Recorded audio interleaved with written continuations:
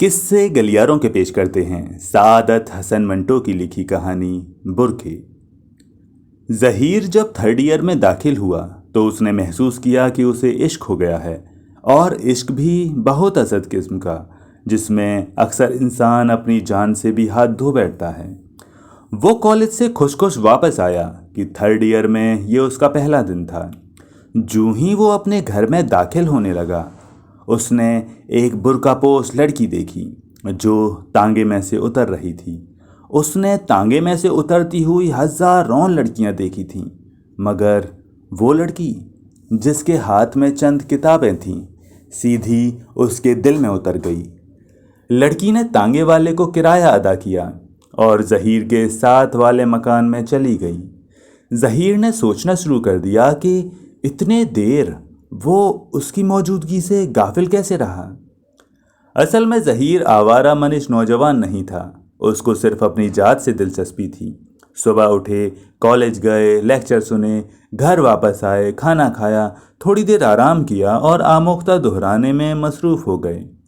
यूं तो कॉलेज में कई लड़कियां थीं उसकी हमजमात, मगर ज़हीर ने कभी उनसे बातचीत नहीं की थी।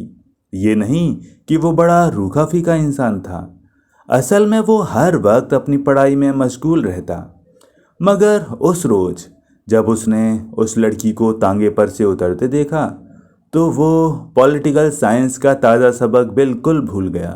ख्वाजा हाफिज़ के तमाम नए अशरार के मानी उसके जहन से फिसल गए और वो उन हाथों के मुतल्लिक सोचने लगा जिनमें किताबें थीं। पतली पतली सफ़ेद उंगलियां, एक उंगली में अंगूठी, दूसरा हाथ जिसने तांगे वाले को किराया अदा किया वो भी वैसा ही खूबसूरत था। ज़हीर ने उसकी शक्ल देखने की कोशिश की, मगर नकाब इतनी मोटी थी कि उसे कुछ दिखाई न दिया। लड़की तेज तेज कदम उठाती उसके साथ वाले मकान में दाखिल हो गई और ज़हीर खड़ा देर तक सोचता रहा कि इतना कम फासला होने के बावजूद वो क्यों उसकी मौजूदगी से गाफिल रहा। अपने घर में जाकर उसने पहला सवाल अपनी माँ से ये किया, हमारे पड़ोस में कौन रहते हैं? उसकी माँ के लिए ये सवाल बहुत ताज्जुब-ए-खेज़ था। क्यों? मैंने ऐसे ही पूछा है। उसकी माँ ने कहा, मुहाजिर हैं हमारी तरह। ज़हीर ने पूछा, कौन हैं, क्या करते हैं? माँ ने जवाब दिया, बाप बेचारों का मर चुका है, माँ थी वो उम्र के हाथों माजूर थी। अब 3 बहनें और एक भाई है, भाई सबसे बड़ा है, वही बाप समझो वही माँ। बहुत अच्छा लड़का है, उसने अपनी शादी भी इसलिए नहीं की कि इतना बड़ा बोझ उसके कंधों पर है। ज़हीर को इन 3 बहनों के उस बोझ से कोई दिलचस्पी नहीं थी जो उसके इकलौते भाई के कंधों पर था। वो तो सिर्फ उस लड़की के बारे में जानना चाहता था जो हाथ में किताबें लिए साथ वाले घर में दाखिल हुई थी। ये तो जाहिर था कि वो उन 3 बहनों में से एक थी। खाने से फारिग होकर वो पंखे के नीचे लेट गया। उसकी आदत थी कि वो गर्मियों में खाने के बाद 1 घंटे तक ज़रूर सोया करता था, मगर उस रोज़ उसे नींद न आई। वो उस लड़की के मुत्तलिक सोचता रहा जो उसके पड़ोस में रहती थी। कई दिन गुजर गए, मगर उनकी मुठभेड़ न हुई। कॉलेज से आकर उसने सैकड़ों मर्तबा कोठे पर घंटों धूप में खड़े रहकर उसकी आमद का इंतज़ार किया, मगर वो न आई। ज़हीर मायूस हो गया। वो बहुत जल्द मायूस हो जाने वाला आदमी था। उसने सोचा कि ये सब बेकार है, मगर इश्क कहता था कि ये बेकारी ही सबसे अच्छी चीज़ है। इश्क में सबसे पहले आशिक को इस चीज़ से वास्ता पड़ता है।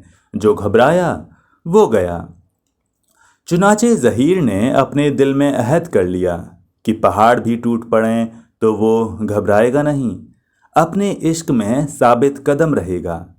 बहुत दिनों के बाद जब वो साइकिल पर तांगे से वापस आ रहा था, उसने अपने आगे एक तांगा देखा जिसमें एक बुर्कापोश लड़की बैठी थी। उसका कियास बिल्कुल दुरुस्त निकला क्योंकि ये वही लड़की थी। तांगा रुका। ज़हीर साइकिल पर से उतरा। लड़की के हाथ में किताबें थीं, दूसरे हाथ से उसने तांगे वाले को किराया अदा किया और चल पड़ी। मगर तांगे वाले ने पुकारा, ए बीबी जी, ये क्या दिया तुमने? उसके लहजे में बदतमीजी थी। लड़की रुकी। पलटकर उसने तांगे वाले को अपनी बुर्के की नकाब में से देखा। क्यों, क्या बात है? तांगा वाला नीचे उतर आया और हथेली पर अठन्नी दिखाकर कहने लगा, ये 8 आने नहीं चलेंगे। लड़की ने महीन लर्जा आवाज में कहा, मैं हमेशा 8 आने ही दिया करती हूं। तांगे वाला बड़ा वाहियात किस्म का आदमी था। बोला, वो आपसे रियायत करते होंगे, मगर। ये सुनकर जहीर को तैस आ गया। साइकिल छोड़कर आगे बढ़ा। आओ देखा न ताव, एक मुक्का तांगे वाले की ठोड़ी के नीचे जमा दिया। वो अभी संभला भी नहीं था कि एक और उसकी दाहिनी कनपटी पर इस जोर का कि वो बिलबिला उठा। इसके बाद जहीर उस लड़की से, जो जाहिर है कि घबरा गई थी, मुखातिब हुआ, आप तशरीफ़ ले जाइए, मैं इस हरामजादे से निपट लूँगा। लड़की ने कुछ कहना चाहा, शायद शुक्रिया के अल्फाज थे जो उसकी ज़बान की नोक पर आकर वापस चले गए। वो चली गई। 10 कदम ही तो थे, मगर जहीर को पूरे 20 मिनट इस तांगे वाले से निपटने में लगे।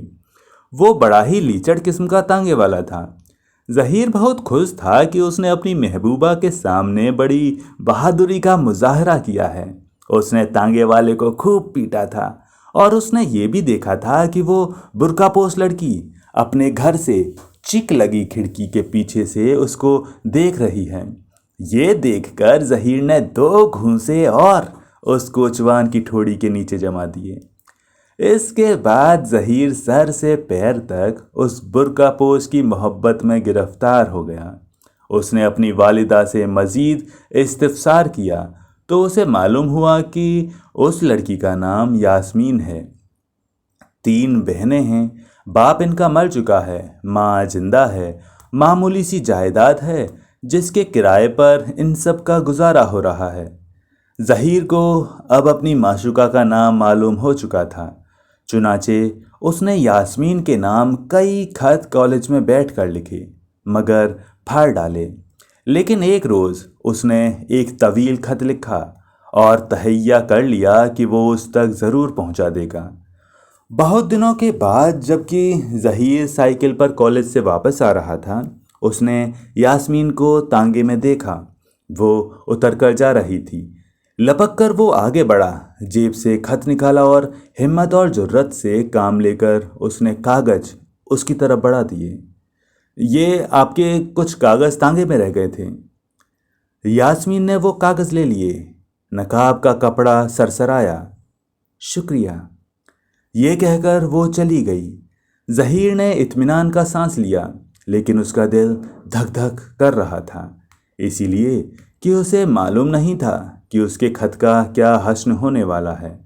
वो अभी इस हश्न के मुतलिक सोच ही रहा था कि एक और तांगा उसकी साइकिल के पास रुका। उसमें से एक बुर्कापोश लड़की उतरी। उसने तांगे वाले को किराया अदा किया। ये हाथ जिससे किराया अदा किया गया था वैसा ही था जैसा उस लड़की का था जिसको पहली मर्तबा जहीर ने देखा था। किराया अदा करने के बाद ये लड़की उस मकान में चली गई जहां यास्मीन गई थी। जहीर सोचता रह गया, लेकिन उसको मालूम था कि 3 बहनें हैं। हो सकता है कि ये लड़की यास्मीन की छोटी बहन हो। खत देकर जहीर ने यह समझा कि आधा मैदान मार लिया है। पर जब दूसरे रोज उसे कॉलेज जाते वक्त एक छोटे से लड़के ने कागज़ का एक पुर्जा दिया तो उसे यकीन हो गया कि पूरा मैदान मार लिया गया है। लिखा था, आपका मोहब्बतनामा मिला। जिन जज्बात का इजहार आपने किया है उसके मुतलिक मैं आपसे क्या कहूँ। मैं इससे आगे कुछ नहीं कह सकती। मुझे अपनी लौंडी समझिए। ये रुक्का पढ़कर जहीर की बाँझें खिल गईं। कॉलेज में कोई पीरियड अटेंड न किया, बस सारा वक्त बाग में घूमता और उस रुक्के को पढ़ता रहा। 2 दिन गुजर गए, मगर यास्मीन की मुठभेड़ न हुई। उसको बड़ी कोफ्त हो रही थी। इसलिए कि उसने एक लंबा चौड़ा मोहब्बत भरा खत लिख दिया था और वो चाहता था कि जल्द अज जल्द उस तक पहुंचा दे। तीसरे रोज आखिरकार वो जहीर को तांगे में नजर आई जब वो किराया अदा कर रही थी। साइकिल एक तरफ गिराकर वो आगे बढ़ा और यास्मीन का हाथ पकड़ लिया। हुजूर, ये आपके चंद कागजात तांगे में रह गए थे। यास्मीन ने एक गुस्से से भरे हुए झटके के साथ अपना हाथ छुड़ाया और तेज लहजे में कहा, बदतमीज कहीं के, शर्म नहीं आती तुम्हें? ये कहकर वो चली गई और जहीर के मोहब्बत भरे खत के कागज सड़क पर फड़फड़ाने लगे। वो सख्त हैरत जता था कि वो लड़की जिसने ये कहा था कि मुझे अपनी लौंडी समझिए, इतनी रऊनत से क्यों पेश आई है। लेकिन फिर उसने सोचा कि शायद ये भी अंदाज़े दिलरुबा है। दिन गुजरते गए मगर जहीर के दिलो दिमाग में यास्मीन के ये अल्फाज हर वक्त गूंजते रहते थे, बदतमीज कहीं के, शर्म नहीं आती तुम्हें? लेकिन इसके साथ ही उसे उस रुक्के के अल्फाज याद आते जिसमें ये लिखा था, मुझे अपनी लौंडी समझिए। जहीर ने इस दौरान में कई खत लिखे और फाड़ डाले। वो चाहता था कि मुनासिब व मौजू अल्फाज में यास्मीन से कहे कि उसने बदतमीज कहकर उसकी मोहब्बत की तौहीन की है, मगर उसे ऐसे अल्फाज नहीं मिलते थे जो खत लिखता था। मगर जब उसे पढ़ता तो उसे महसूस होता कि दुरुस्त है। एक दिन जबकि वो बाहर सड़क पर अपनी साइकिल के अगले पहिए में हवा भर रहा था, एक लड़का आया और उसके हाथ में एक लिफाफा देकर भाग गया। हवा भरने का पंप एक तरफ रखकर उसने लिफाफा खोला। एक छोटा सा रुक्का था जिसमें ये चंद संतरे मरकूम थीं। आप इतनी जल्दी मुझे भूल गए? मोहब्बत के इतने बड़े दावे करने की ज़रूरत ही क्या थी? खैर, आप भूल जाएं तो भूल जाएं, आपकी कनीज़ आपको कभी भूल नहीं सकती। जहीर चकरा गया। उसने ये रुक्का बार बार पढ़ा। सामने देखा तो यास्मीन तांगे में सवार हो रही थी। साइकिल वहीं लिटाकर वो उसकी तरफ भागा। तांगा चलने ही वाला था कि उसके पास पहुंचकर यास्मीन से कहा, तुम्हारा रुक्का मिला है, खुदा के लिए तुम अपने को कनीज और लौंडी ना कहा करो, मुझे बहुत दुख होता है। यास्मीन के बुरके की नकाब उछली।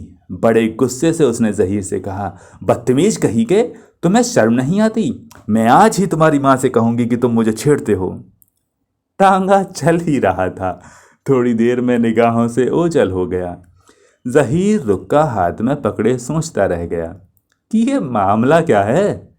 मगर फिर उसे ख्याल आया कि मासूमों का रवैया कुछ इस किस्म का होता है। वो सरे बाजार इस किस्म के मुजाहिरों को पसंद नहीं करते। खतो किताबत के जरिए ही से तरीका है, सारी बातें तय हो जाया करती हैं। चुनाचे उसने दूसरे रोज एक तवील खत लिखा और जब वो कॉलेज से वापस आ रहा था, तांगे में यास्मीन को देखा। वो उतरकर किराया अदा कर चुकी थी और घर की जानिब जा रही थी।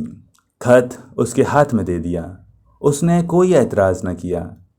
एक नज़र उसने अपने बुरके की नकाब में से जहीर की तरफ देखा और चली गई। जहीर ने महसूस किया था कि वो अब नकाब के अंदर मुस्कुरा रही थी और ये बड़ी हौसला अफजा बात थी। चुनाचे दूसरे रोज़ सुबह जब वो साइकिल निकालकर कॉलेज जाने की तैयारी कर रहा था, उसने यास्मीन को देखा। शायद वो तांगे वाले का इंतज़ार कर रही थी। दाहिने हाथ में किताबें पकड़ी थीं, बायां हाथ झूल रहा था। मैदान खाली था, यानी उस वक्त बाजार में कोई आमदो रफ्त न थी। जहीर ने मौका गनीमत जाना, ज़रूरत से काम लेकर उसके पास पहुंचा और उसका हाथ जो कि झूल रहा था पकड़ लिया और बड़े रूमानी अंदाज में उससे कहा, तुम भी अजीब लड़की हो, खतों में मोहब्बत का इजहार करती हो और बात करें तो गालियां देती हो। जहीर ने बमुश्किल ये अल्फाज खत्म किए होंगी कि यास्मीन ने अपनी सैंडल उतारकर उसके सर पर धड़ाधड़ मारना शुरू कर दी। जहीर बौखला गया। यास्मीन ने उसको बेशुमार गालियां दी, मगर वो बौखलाहट के बायस सुन न सका। इस ख्याल से कि कोई देख न ले, वो फौरन अपने घर की तरफ पलटा, साइकिल उठाई और करीब था कि अपनी किताबें वगैरह स्टैंड के साथ जमा कर कॉलेज का रुख करे कि तांगा आया। यास्मीन उसमें बैठी और चली गई। जहीर ने इत्मीनान का सांस लिया। इतने में एक और बुर्कापोश लड़की नमूदार हुई, उसी घर में से जिसमें से यास्मीन निकली थी। उसने जहीर की तरफ देखा और उसको हाथ से इशारा किया, मगर जहीर डरा हुआ था। जब लड़की ने देखा कि जहीर ने उसका इशारा नहीं समझा, तो वो उससे करीब होके गुजरी और एक रुक्का गिरा कर चली गई। जहीर ने कागज का जो पुर्जा उठाया, उस पर लिखा था, तुम कब तक मुझे यूं ही बेवकूफ़ बनाते रहोगे? तुम्हारी माँ मेरी माँ से मिलने क्यों नहीं आती? आज प्लाजा सिनेमा पर मिलो, पहला शो 3 बजे। परवीन।